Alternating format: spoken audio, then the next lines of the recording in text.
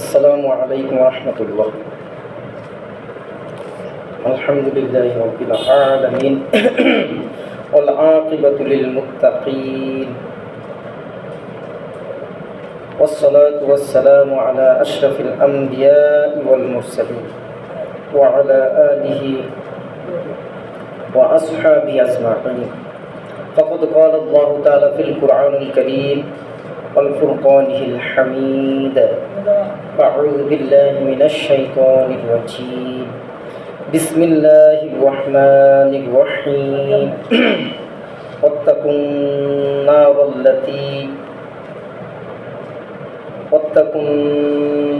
التي أعدت للكافرين وأطيعوا الله والرسول لعلكم ترحمون. وقال النبي صلى الله عليه وسلم: من صام رمضان ثم أتبعه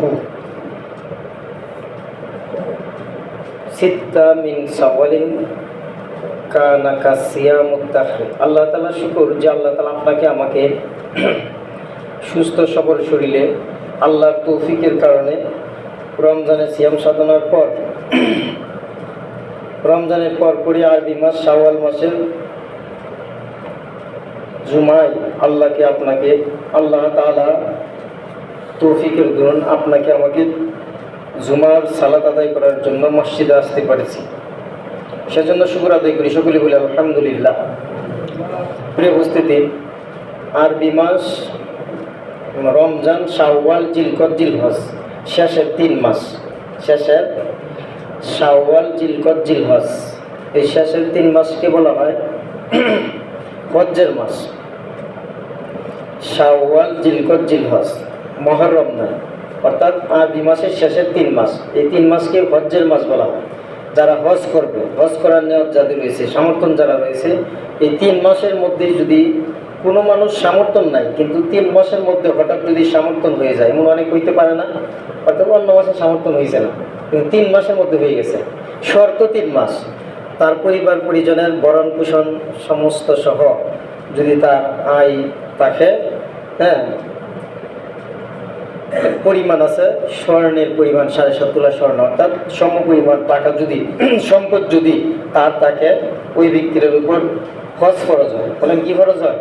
ওয়ালিল্লাহিল হিজ্জুল বাইত মান ইসতাতা ইলাইহি সাবিলা। আল্লাহর ভাষা হলো যদি আল্লাহ তাআলাকে খুশি করার জন্য, মান ইসতাতা ইলাইহি সাবিলা, সাবিলা মানে ভ্রমণ করা, এই ভ্রমণ করা, সফর করা, আল্লাহকে খুশি করার জন্য সমর্থন যদি হয়, তাহলে আল্লাহকে খুশি হওয়ার জন্য এটা সবার জন্য আবশ্যক করা হয়েছে, সমর্থবান ব্যক্তিদের জন্য। প্রিয় উপস্থিতি, আপনাদের সামনে আজকে জুমায় কোরআন কারীমের সূরাতুল আলী ইমরানের 2টি আয়াত উপস্থাপন করেছে। আল্লাহ তাআলা বলেন, সূরা আলী ইমরানের 132 নম্বর আয়াত, আল্লাহ বলেন, ওয়াত্তাকুন নারাল্লাতী উইদ্দাত লিল কাফিরিন, যে তোমরা আগুনকে, অগ্নিকে, জাহান্নামকে ভয় করো, যা উইদ্দাত তৈরি করা হয়েছে, মূলত বানানো হয়েছে লিল কাফিরিন, আল্লাহর ভাষা, আল্লাহর বক্তব্য হলো কাফিরদের জন্য। বলি না নাউজুবিল্লাহ। তাহলে এর ব্যাখ্যা কি? এর ব্যাখ্যায় বিশেষত আল্লাহর রাস্তায় যারা সময় দেয়, যারা কিতাবাদি পড়েন, তারা বুঝবেন, মূলত কাফের বিদুইন যারা আছে, হিন্দু, খ্রিস্টান, বৌদ্ধ, যে জাতি দুনিয়াতে রয়েছে, মূলত এটাকে বলা হয় আল্লাহর দয়ার কারণে। সবাই বলি কিসের কারণে? বলেন, আল্লাহর দয়ার কারণে। বলা হয়েছে একজন মুমিন ব্যক্তির যে আবাদত করে, মুসলমান যে আবাদত করে, আমল করে, মূলত এই মুমিনদের জন্য আল্লাহ তাআলা তাদেরকেও রেখেছেন। মূলত এই বিষয় আল্লাহ তাআলার কাছে যদি অনেক বেশি গুরুত্ব হইতো, দামি হইতো, তাহলে আল্লাহ তাআলা এই মুসলমান ছাড়া, ইমানদার ছাড়া তাদেরকে আল্লাহ তাআলা 1 গ্লাস পানি পান করানোর শক্তি দিতেন না। সুবহানাল্লাহ। তাইলে তাদেরকে যে আল্লাহ তাআলা দুনিয়া রাখছেন, বলা হয়েছে আপনার আমার, মূলত আমি যে আমল করি, অথবা আমি নগণ্য, আমার মতো নাম মুসলমান যারা, ইসলাম গ্রহণ করছে যারা, ইমানদার যারা, তারা যে আমল করবে, আমল কবুলিয়াতের জন্য আল্লাহ তাআলা দুনিয়াটা ঠিকই রাখছেন। সুবহানাল্লাহ। বলা হয়েছে একজন ব্যক্তি আমল করেনেওয়ালা, এতজন নয়, শুধু একজন ব্যক্তি যদি থাকে, এই ব্যক্তিটা মানে ইমানওয়ালা, আমলওয়ালা, পরহেজগারওয়ালা, আল্লাহওয়ালা, এই ব্যক্তিটা আল্লাহ আল্লাহ বলে, শুধু আল্লাহকে ডাকে, এক ব্যক্তির কারণে আল্লাহ তাআলা দুনিয়াটা ধ্বংস করবেন না। সুবহানাল্লাহ। তাহলে একজন ব্যক্তির দাম আছে না নাই? ইন্নাল্লাহা আশতারা মিনাল মুমিনিনা, আল্লাহ বলেন মুমিনদের কারণেই মূলত আমি আল্লাহ তাদেরকে জান্নাত দিয়ে দিব, আর জান আর সম্পদ আমি আল্লাহকে দিয়ে দিব। সুবহানাল্লাহ। প্রিয় উপস্থিতি, তাহলে আল্লাহ তাআলা বলেন ওয়াত্তাকুন নারাল্লাতী, হে মুমিন মুসলমানকে উদ্দেশ্য করে আল্লাহ বলেন তোমরা সেই আগুনকে ভয় করো, যে আগুনটা মূলত তৈরি করা হয়েছে কাফিরদের জন্য। পরের আয়াত আল্লাহ বলেন ওয়া আতিউল্লাহা ওয়ার রাসূলা লাআল্লাকুম তুরহামুন। ছোট আয়াত, সংক্ষিপ্ত ছোট আয়াত মনে হয়, কিন্তু অনেক দামি কথা। আল্লাহ বলেন আমি আল্লাহ তাআলাকে তোমরা মান্য করো, আনুগত্য করো। ওয়া আতিউল্লাহা ওয়ার রাসূলা, এবং রাসূলকে মান্য করো। আমাদের নবী যিনি হযরত মুহাম্মদ সাল্লাল্লাহু আলাইহি ওয়াসাল্লাম, বলেন একবার নাম, হযরত মুহাম্মদ সাল্লাল্লাহু আলাইহি ওয়াসাল্লাম, উনি কিন্তু রাসূল। উনি কি রাসূল? রাসূল যিনি নবীও তিনি। সকল নবী কিন্তু রাসূল নন। আল্লাহ তাআলা যাদের উপর আকাশ থেকে অর্থাৎ আসমান থেকে আল্লাহ তাআলার পক্ষ থেকে যে সকল নবীদের উপর অর্থাৎ আসমানি কিতাব নাজিল করেছেন, সহিফাসমূহ, তাদেরকে বলা হয় নবী ও রাসূল। আর যাদের উপর আল্লাহ তাআলা মূলত দায়িত্ব দিয়েছেন কাজ করার জন্য, দায়িত্ব দিয়েছেন দ্বীন প্রচারের জন্য, মানে কিতাব দিচ্ছেন না আল্লাহ তাআলা, তাওরাত, জাবুর, ইনজিল, কিরান, আরো যে 100 কিতাব রয়েছে, এগুলো আল্লাহ তাআলা কিতাব দিয়েছেন না, শুধু অর্ডার দিয়েছেন। তাদেরকে নবী বলা হয়। বলেন তাদের কি বলা হয়? অর্থাৎ আমাদের নবী যিনি, উনি রাসূল। বলেন উনি কি? উনি শুধু রাসূল নয়, সাইয়্যিদুল মুরসালিন, সকল নবীদের সেরা। সুবহানাল্লাহ। সকল নবীদের সাইয়্যিদ মানে মূল নেতা, নেতৃত্ব দান করেনওয়ালা। প্রিয় উপস্থিতি, তাহলে আল্লাহ তাআলা যে বলছেন ওয়াতিউল্লাহ ওয়ার রাসূলা, যেমনভাবে আল্লাহকে মান্য করতে হবে তেমনিভাবে নবীকে আনুগত্য করতে হবে। বলেন কার আনুগত্য করতে হবে? আল্লাহ তাআলা সূরাতুন নিসা এক জায়গায় বলেন যারা আল্লাহকে মান্য করে, যারা নবীকে মান্য করে, আল্লাহর পরেই নবী, ওমাইয়ুতিল্লাহু রাসূলা ফাউলাইকা আনআমাল্লাহু আলাইহিম মিনান নাবিয়্যিনা ওয়াস সিদ্দীকিনা ওয়াশ শুহাদাই ওয়াস সালিহিন। আল্লাহ বলেন যারা আল্লাহকে মান্য করার পরে নবীকে মান্য করলো, আনুগত্য করলো, তারা 4 প্রকার মানুষদের সাথে হাসর হবে, জান্নাত হবে। সুবহানাল্লাহ। তাদের উপর আল্লাহ তাআলা নিয়ামত দান করেছেন। আমি কিন্তু আপনি কিন্তু আমরা নামাজ পড়ি যারা, আল্লাহর কাছে নিয়ামত চাই না? আনআমতা আলাইহিম, আল্লাহ তাআলার কাছে বলি হে আল্লাহ আপনি আমাকে নিয়ামতে ভরপুর করেন, আপনি আমাকে নিয়ামত দান করেন। তাহলে নিয়ামত কিন্তু আল্লাহর কাছে চাই, আর নিয়ামত যারা পাবে তারাই মূলত সঠিক হেদায়েত প্রাপ্ত। সুবহানাল্লাহ। প্রিয় উপস্থিতি, তাহলে আল্লাহ তাআলা কোরআন কারীমে বলতেছেন যারা আল্লাহকে মান্য করার পরে নবীকে যারা মান্য করবে মুমিন মুসলমানরা, তারা 4 প্রকার লোকদের সাথে জান্নাতে থাকবে, হাসরে থাকবে। তারা হেদায়েত প্রাপ্ত, তারা নিয়ামত প্রাপ্ত। 1 নম্বর হলো নবীগণ। বলেন 1 নম্বর কি? কারা? নবীগণ। নবীগণ দামি। তারপর বলেছেন নবিয়্যিন ওয়াস সিদ্দীকিন, যারা সত্যবাদী, সত্যের সাথে যারা সবসময় রয়েছে, সত্যবাদীর সাথে, ওয়াস শুহাদাই এবং শহীদগণদের সাথে, ওয়াস সালিহিন এবং পূর্ণবান জান্নাত। তারা, তাদের উপর আল্লাহ তার নিয়ামত দান করেছেন, তারা নিয়ামতপ্রাপ্ত দল, অর্থাৎ তারা নিয়ামত প্রাপ্তির অধিবাসী। প্রিয় উপস্থিতি মুহতারাম হাজিরিন, তাহলে আল্লাহ তাআলা আপনাকে আমাকে নিয়ামতে ভরপুর করবেন কখন? যখন আল্লাহকে মান্য করার, আল্লাহকে হুকুম, আল্লাহর অর্ডার পালন করার পরেই নবীকে অনুসরণ করি। বলেন কার অনুসরণ করি? নবীর অনুসরণ, নবীর আনুগত্য, নবীর সুন্নাহ যেখানে রয়েছে মূলত মনে করতে হবে সেখানে আল্লাহর অর্ডার। প্রিয় উপস্থিতি মুহতারাম হাজিরিন, আল্লাহ তাআলা কোরআন কারীমের আরেক জায়গায় বলেন যে হে মুমিনরা, হে বিশ্বাসীরা, হে ঈমানদারেরা, সূরা নিসার 59 নম্বর আয়াত আল্লাহ বলেন ইয়া আইয়ুহাল্লাযীনা আমানু, হে ঈমানদারেরা, হে বিশ্বাসীরা, আতিউল্লাহ, তোমরা আমি আল্লাহকে আনুগত্য করো। বলেন প্রথম মূলত আমাদের আনুগত্য কাকে করতে হবে? আল্লাহকে। বলেন না কাকে? আল্লাহকে। আল্লাহ বলেন ওয়া আতিউর রাসূল, এবং রাসূলের আনুগত্য করো। ওয়া উলিল আমরি মিনকুম, এবং তোমাদের উলিল আমর যারা। 2টা ব্যাখ্যা। 1 নম্বর হলো যারা আমাদের সমাজে, আমাদের রাষ্ট্রীয়ভাবে, আমাদের সামাজিকভাবে সমাজের দায়িত্ব যারা নেয়, কর্ণধার যারা, রাষ্ট্রীয় প্রধানের দায়িত্ব যারা, প্রাইম মিনিস্টার যারা, এরা যদি হয় মুমিন মুসলমান, তাদেরও আনুগত্য করতে হবে। এটা আল্লাহর হুকুম, বলেন না কার হুকুম? প্রিয় উপস্থিতি, কমপ্লিট কোড অফ লাইফ, পরিপূর্ণ জীবন ব্যবস্থা ইসলাম। ইসলামে রয়েছে আপনাকে কিভাবে আমার মান্য করতে হবে, আপনার সাথে আমার কিভাবে ব্যবহার করতে হবে, আপনার সাথে কিভাবে আমার চালচলন হবে, সাউন্ড কিবুন হবে। প্রিয় উপস্থিতি, একজন প্রধান, রাষ্ট্রীয় প্রধান যিনি, তাকে তারও সমাজ কল্যাণের জন্য, রাষ্ট্রীয় উচ্ছৃঙ্খল যাতে না হয়, হ্যাঁ, রাষ্ট্রীয় নিরাপত্তার জন্যে আপনার আমারও দায়িত্ব রয়েছে। দায়িত্ব আছে না নাই? যেমন রাস্তার ট্রাফিক শৃঙ্খলা বজায় রাখা, সেখানে আপনার এই জোরালোভাবে একঘেয়েমি করলে হবে না যে আমি মূলত ডান দিকে হাঁটবো।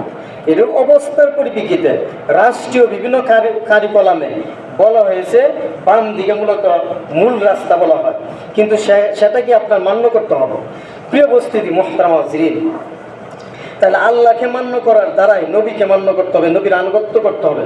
নবীর আনুগত্য ছাড়া কোনো কিছু হবে? বলেন, কোনো কিছু হবে না। প্রিয় উপস্থিতি, মুহতারাম হাজিরিন, আল্লাহ তাআলা সূরাতুল আলী ইমরানের পরবর্তী আয়াতে বলেন, আল্লাযীনা ইউনফিকুনা ফিস-সাররাই ওয়াদ-দাররাই ওয়াল কাযিবিনাল গায়যা, এবং যারা মুমিন মুসলমান মুত্তাকিদের গুণ তাদের মধ্যে রয়েছে, যারা আল্লাহর রাস্তায় ব্যয় করে, আল্লাহর রাস্তায় সম্পদ ব্যয় করে। কখন? আল্লাহর রাস্তায় জানমাল ব্যয় করে কখন? যখন আল্লাহ তাআলা সুখে থাকে, মানুষ আনন্দ অবস্থায় থাকে, অর্থাৎ স্বাচ্ছন্দ্য অবস্থা থাকে, সচ্ছল অবস্থা থাকে। সূরা আল ইমরান আয়াত। এবং আমি অসচ্ছল অবস্থায় আছি, কষ্টে আছি, অসহায় অবস্থায় আছি, তখনও আল্লাহকে খুশি করার জন্য অল্প দান করে, বেশি না, অল্প। বলেন কতটুকু? অল্প। আল্লাহ বলেন, আল্লাযীনা ইউনফিকুনা ফিস-সাররাই ওয়াদ-দাররাই ওয়াল কাযিবিনাল গায়যা ওয়াল আফিনা আনিন নাস। এবং আমার আপনার অনেক সময় কোনো কারণবশত, অনেক সময় কষ্টজনিত কারণে বা কোনো কারণে, কোনো বিশেষ কারণে, কোনো ঘটনার প্রেক্ষিতে আপনার আমার রাগ গুসা হয়ে যায়। আল্লাহ বলেন, রাগের সময়, গুসার সময়, সেই সময়ে সে রাগকে হজম করি। রাগকে, সূরা আল ইমরান আয়াত বলতেছি, কিন্তু কুরআন কারীম আয়াত 132, 33, 34 নম্বর আয়াত 100। আল্লাহ বলেন, রাগকে যারা হজম করি, ওয়াল আফিনা আনিন নাস, আপনার কাছে আমি অপরাধ করেছি, অন্যায় করে ফেলেছি, আর আমি বুঝতে পারছি আমার অন্যায়টা, আমি বুঝতে পারছি আমার অপরাধটা, বলার পরে বললাম, আসলে মূলত আমি বুঝতে পারি নাই, আমার কোনো কারণবশত এইটা আমার অপরাধ হয়ে গেছে, আমি বুঝলাম ভুল হয়ে গেছি, সেটা স্বীকার করা। আল্লাহ বলেন, ওয়াল আফিনা আনিন নাস, মানুষদেরকে তারা ক্ষমা সুলভ আচরণ যার মধ্যে রয়েছে, সেটা হলো মুমিনের গুণ, মুত্তাকিদের গুণ। সুবহানাল্লাহ। প্রিয় উপস্থিতি, কোরআন কারীমে সূরাতুল বাকারার শুরুর দিকে আল্লাহ বললেন, মুত্তাকিদের গুণের মধ্যে একটা হলো যে যালিকাল কিতাবু লা রাইবা ফীহি হুদাল লিল মুত্তাকিন, হুদাল লিল মুত্তাকিন আল্লাযীনা ইউমিনুনা বিল গায়বি ওয়া ইউকিমুনাস সালাতা ওয়া মিম্মা রাযাকনাহুম ইউনফিকুন। আল্লাহ বলতেছেন যে আমি যে রিজিক দিয়েছি, আমি যে সম্পদ দিয়েছি, এই সম্পদ থেকে ব্যয় করা। সম্পদ মানে মনে করা যাবে না শুধু টাকা, সম্পদ মানে মনে করা যাবে না শুধু সম্পদ। এই আয়াতের ব্যাখ্যা হলো, আপনি আমি সুস্থ আছি, সেটাও আল্লাহর পক্ষ থেকে রিজিক। বলেন, আল্লাহর পক্ষ থেকে কি? শুধু সাধারণত মনে করা, আমরা যেটা মনে করি, সাধারণত আমরা যেটা ভাবি যে রিজিক মানে আল্লাহ আমাকে খাওয়াইতেছেন, আল্লাহ আমাকে পড়াইতেছেন, আল্লাহ আমাকে এই সঠিক মতে লালন পালন করতেছেন। কিন্তু রিজিক শব্দের মূল অর্থ হলো আপনার আমার চাহিদার মূল যতগুলা দরকার একজন মানুষের, খাদ্য, বাসস্থান, বস্ত্র, একজন মানুষের যেগুলো চাহিদা দরকার, সমস্ত কিছু পরিপূর্ণভাবে পাওয়াটার নামই রিজিক। তাহলে রিজিকের মূল চাবিকাঠি আল্লাহর কুদরতি হাতে। বলেন, কার কুদরতি হাতে? আল্লাহ কুরআনে বলেন, ওমা মিন দাব্বাতিন ফিল আরদি ইল্লা আলাল্লাহি রিজকুহা, জমিনে যত বিচরণশীল প্রাণী রয়েছে, এমন কোনো বিচরণশীল প্রাণী নাই যে বিচরণশীল প্রাণীর দায়িত্ব আল্লাহ তাআলা কুদরতি হাতে নেন নাই। সুবহানাল্লাহ। প্রিয় উপস্থিতি, সমুদ্রের মধ্যে অসংখ্য মাছ রয়েছে, অসংখ্য প্রাণীও রয়েছে। এই জমিনের উপরে পানি জল বাগে, স্থল বাগে, অর্থাৎ জমিনের উপরে স্থল বাগে অসংখ্য প্রাণী জগৎ রয়েছে, অসংখ্য জীব জগৎ রয়েছে, সেগুলা মানুষের পক্ষে সম্ভব নয়। আল্লাহর পক্ষে জীবন, আল্লাহর পক্ষে রিজিক দেওয়া সম্ভব। বলেন কার পক্ষে? মুসা আলাইহিস সালাম আদেশকৃতর মাধ্যমে এক পাথরে আঘাত করলেন। আঘাত করার মাধ্যমে দেখলেন পাথরের ভিতরে আরেকটি যে ত্রিভুজ আকৃতি, আরেকটি বল আকৃতির ন্যায় আরেকটি পাথর, কিন্তু সেটা দ্বিখণ্ডিত হয় নাই। উনি আবার আঘাত করলেন, পাথর আবার দ্বিখণ্ডিত হইল, কিন্তু পরিপূর্ণভাবে দ্বিখণ্ডিত হয় নাই। পাথরের ভিতর পাথর, পাথরের ভিতর পাথর, অর্থাৎ এক পাথরের ভিতর আরেক পাথর। এটা আল্লাহ বুঝাতে চাচ্ছেন যে তুমি যতই শক্তি প্রয়োগ করো না কেন, এই শক্তিটাও আমি আল্লাহর দেওয়া। শক্তিটা কার দেওয়া? একাধিকবার পাথর আঘাতপ্রাপ্ত হওয়ার পরে পাথর পৃথক হইল, সর্বশেষে পাথরের বিকট থেকে একটা কীট বের হইল, তার মুখ থেকে উচ্চারিত হইল সুবহানাল্লাহ। বলি না সুবহানাল্লাহ? ওই পাথরে বলতেছে কালামি রব্বি, আমি যে কথা বলি আমার কালাম, আমার কথা আল্লাহ শুনেন। সুবহানাল্লাহ। আমার রব আমাকে ভুলে যান নাই। অর্থাৎ আপনি আমিকে যদি আল্লাহ তাআলাকে প্রকৃতপক্ষে মানি, প্রকৃতপক্ষে মান্য করি এবং কি নবীর আনুগত্য করি, রিজিক আল্লাহ তাআলার কুদরতি মাধ্যমে দান করবেন। তবে আপনি আমি যে কষ্ট মুজাহাদা করি, খামাই রুজি রোজগার করি, সেটাকে মনে করতে হবে উসিল্লা। বলেন কি? বলেন সুস্থ রাখার মালিক কে? বলেন না, সুস্থ রাখার মালিক কে? অসুস্থ যখন হয় তখনও আল্লাহর প্রশংসা করা। বলেন কার প্রশংসা করা? প্রিয় উপস্থিতি, মুহতারাম হাজিরিন, রমজান মাস চলে গিয়েছে, তাই বললে মনে করা যাবে না আমরা আবার অন্যায় কাজ রমজানে যেগুলো করতাম না আবার করবো, বিষয়টা এমন নয়। রমজান আল্লাহ তাআলা মূলত দিয়েছিলেন সূরাতুল বাকারার 183 নম্বর আয়াতের ব্যাখ্যায় বোঝা যায় মূলত আপনাকে আমাকে আল্লাহ তাআলা সৎ মানুষ হওয়ার জন্য, মুত্তাকি হওয়ার জন্য রমজান দিয়েছিলেন। অর্থাৎ রমজান দিয়েছিলেন মূলত আল্লাহ তাআলা আপনাকে আমাকে ট্রেনিং নেওয়ার জন্য। 11টি মাস একজন মুমিন মুসলমান কিভাবে পরিচালিত হবে, পরিচালনা হওয়ার জন্য। বলি না সুবহানাল্লাহ? আল্লাহ নবী সাল্লাল্লাহু আলাইহি সাল্লাম হাদিস শরীফে ফরমান মান সামা রমাজান, যে ব্যক্তি রমজান মাসে রোজা রাখার পরে ওয়াসিত্তা মিন শাওয়ালিন, রমজানের পরের মাসটাকে বলা হয় শাওয়াল মাস আরবিতে, সুম্মা আতবাহু শাওয়ালিন, অর্থাৎ শাওয়াল মাসে রোজা রাখলো কয়টি? সিত্তা মিন শাওয়ালিন, 6টি রোজা। কানা কাসিয়ামুদ দাহরে, বলা হয়েছে ওই ব্যক্তি যেন এক বছর, অর্থাৎ সারা বছর রোজা রাখলো সেই পরিমাণ সব আল্লাহ তাআলা আপনাকে আমাকে দান করবেন। সুবহানাল্লাহ। তবে নফল রোজা, বলেন কি রোজা? কিন্তু অনেকজনই ফরজ রোজার পাশাপাশি নফল রোজার প্রতি গুরুত্বশীল আছে, অনেকজনই আছে, বিশেষত মা মহিলারা বেশি অংশ পালন করেন। কিন্তু অনেক মানুষ, আমরা পুরুষরা যারা রয়েছে, আমরা অনেকজনই মনে করি না যে আমাদেরও রাখতে হয়, এমন অনেকজনই মনে করে মহিলারা রাখবেন না। এই রোজাটা সবার পক্ষেই। তবে নফল রোজা সম্পর্কে ব্যাখ্যায় বিশ্লেষণ বোঝা যায় সূরাতুল আনআমের 160 নম্বর আয়াত দ্বারা। আল্লাহ বলেন মান জাআ বিল হাসানাতি ফালাহু আশরু আমসালিহা, কোনো ব্যক্তি যদি কোনো নেক কাজ করে, পূর্ণ কাজ করে, তার পরিমাণ কমপক্ষে 10 গুণ হয়। বলেন কয় গুণ হয়? এই আয়াতের ব্যাখ্যা বিশ্লেষণ করলে, অঙ্ক করলে বোঝা যায় 30 যদি আপনি 10 দ্বারা গুণ করেন হবে 300। বলেন কত হবে? 10 পূরণ করলে 30 দিয়ে 300 হবে। অর্থাৎ এক বছর সমান 365 দিন ধরা হয়, আরও বাকি থাকে 65 দিন। আবার কেউ যদি 6টা রোজা রাখে, 6-এর সাথে যদি 10 যোগ করা হয় হবে 6 দশা 60। অর্থাৎ একজন ব্যক্তি যদি রমজানের পরবর্তী মাস শাওয়াল মাসে 6টা রোজা রাখে, অর্থাৎ রমজানের পরে 6টি রোজা, অর্থাৎ বলা হয়েছে এই ব্যক্তিটা সারা বছর রোজা রাখার সব দান করা হয়। সুবহানাল্লাহ। আমলের প্রতিদান, আমলের ফজিলত। আর তারা আর 5 দিন তাকে 5 দিন তো রোজা রাখা নিষিদ্ধ করা হয়েছে। বছরে 5 দিন রোজা রাখা নিষিদ্ধ, অর্থাৎ চিরতরে হারাম। 5 দিন রোজা রাখা যাবে না কেউ যদি রোজা রাখে। কয় দিন? 2 ঈদের দিন। 2 ঈদের দিন মানে ঈদের দিন ঈদুল ফিতর, ঈদুল আজহা, আর ঈদুল আজহার আরও পরে 3 দিন। বলেন কয় দিন? 3 দিন। অর্থাৎ একজন মানুষ যদি নফল রোজা রাখে, যারা হাদিসে রয়েছে আসিয়ামু জুন্নাতুম মিনান নার, আপনাকে আমাকে জাহান্নামের যে আগুন এর কথা বলা হয়েছে, এই জাহান্নামের যে শাস্তিটা দিবেন রোজা ডাল হিসেবে ব্যবহার হবে। সুবহানাল্লাহ। কি হিসাবে? বলেন কি হিসাবে? নবীর ঘোষণা আসিয়ামু, যারা রোজা রাখে, রোজা সমূহ জুন্নাতুম মিনান নার, জাহান্নামের অগ্নি থেকে ডাল স্বরূপ হিসেবে আপনাকে আমাকে বাঁচিয়ে রাখবে। সুবহানাল্লাহ।